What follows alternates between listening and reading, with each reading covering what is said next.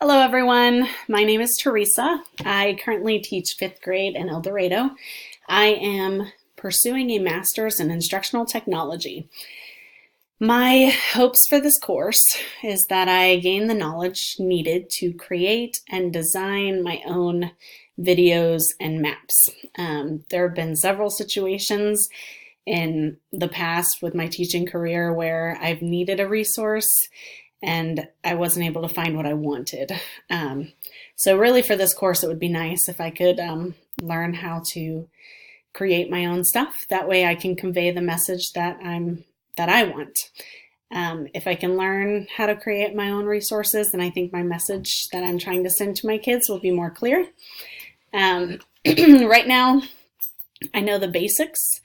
I know how to make a Google slide and I know how to record videos, but I'm hoping that this course will help me dive deeper into that and find better ways of creating and making those videos more engaging. This is my last semester of grad school. I'm taking this course along with my practicum, so I'm excited to see the end of the tunnel and hopefully survive the semester. Can't wait to meet more of you.